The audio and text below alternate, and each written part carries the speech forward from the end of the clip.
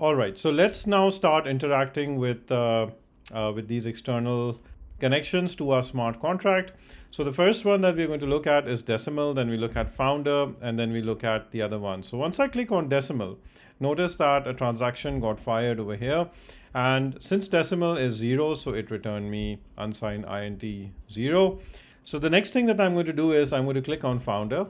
Once I click on founder, notice that this returns me the address of the founder. So this is 0x5b3. So if I scroll up, this was the address that I used to deploy the smart contract. Had I used any other address to deploy the smart contract, that address would have been the address of the founder. So this is where that address is coming from. And if you notice that in our constructor function, this was the address that we used to deploy the smart contract.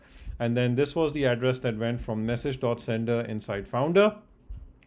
And then we used the total supply balances of founder, and we put 1000 as total supply, and we initiated the balances mapping. So more on this later, but for now, this is the address of the founder which got returned from this call.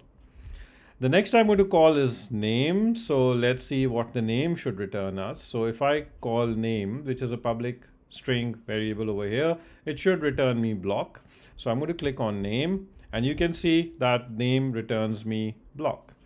And if I click on symbol, so I'll ask you a question, what should symbol return me? Okay, if you got the answer right, symbol should return me BLK. So the moment I click on symbol, it returns me BLK. So you can see how I'm interacting with my smart contract.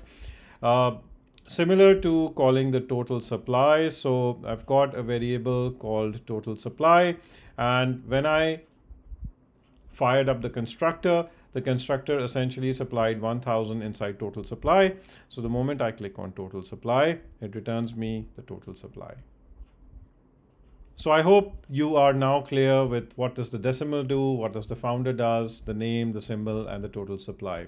And if this is clear and how it is working with your code, with that clarity, let's jump on to the remainder of these and see how we can interact with the other options inside our smart contract. So with all of that and more in the next video.